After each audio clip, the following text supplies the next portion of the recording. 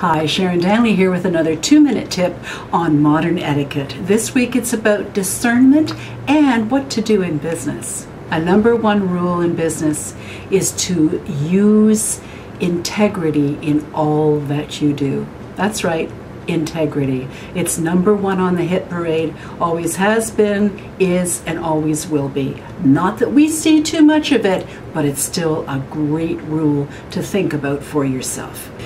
And when you're in a position of authority in business, it's really a good idea not to misuse that authority with your subordinates or manipulate loved ones even by directing them to do things that you don't want to do, chores, favors, or whatever, cajoling them. That's not a particularly good way to interact. And whenever possible, always acknowledge the good works done by others. It doesn't matter how little it is, if you can acknowledge and give them praise.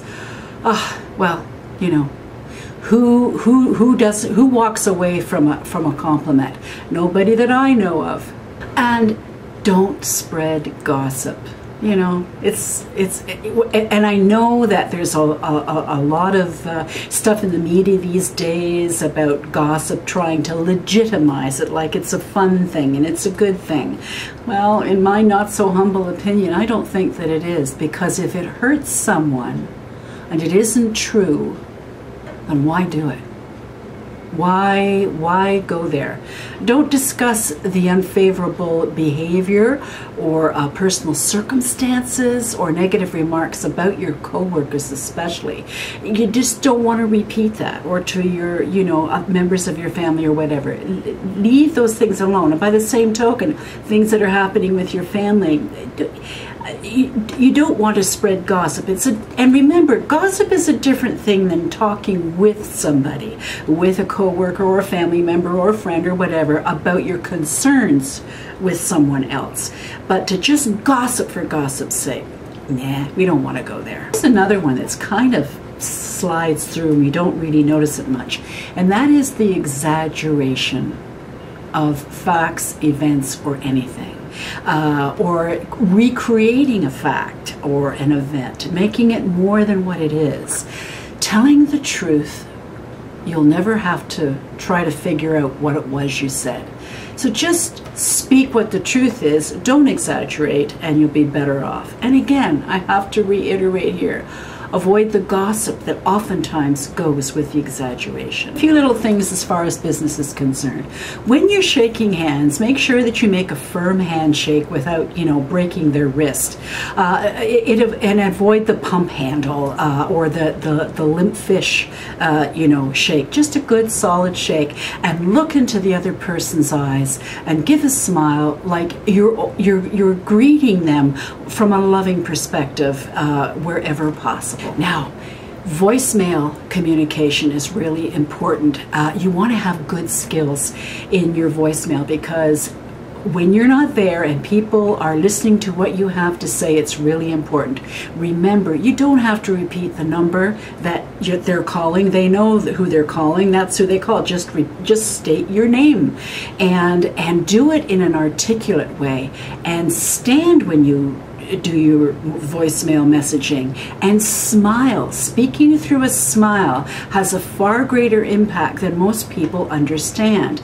And be to the point, and be very brief, repeating your name and your phone number if necessary at the beginning and at the end. Now, when it comes to meetings, you want to clearly state the objective of the meeting.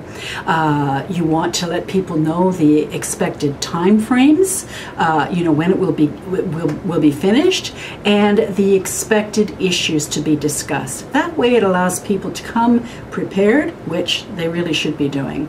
And never go over time unless everyone agrees to it. That's a really good rule to follow, because it respects everybody's time. And always thank members in any meeting for their time and their participation.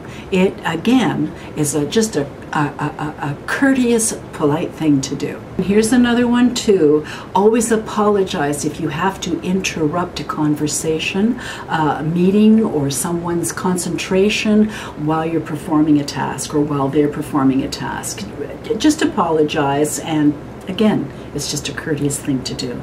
And the final thing is, never text under the boardroom table when you're at a meeting.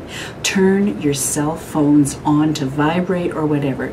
There's nothing more irritating and disrespectful than when you're engaged in a conversation with someone and your phone rings and you stop the conversation with the person to answer the phone. If you've got a good voicemail message on there, you'll be able to get back to them. After all, the person you were speaking to was first in line. Okay, so that's it for this week. Just a little business and discernment ideas just to tweak our memories, just to bring us back up to standard, up to a good standard. Because remember, being part of beauty, both on the inside and the outside, and the way you project yourself to the world, includes politeness, civility, courtesy, whatever word you want to put on it. Anyway, think about those things, and maybe if you're not practicing them, you could put them into practice. Anyway, we'll see you next time.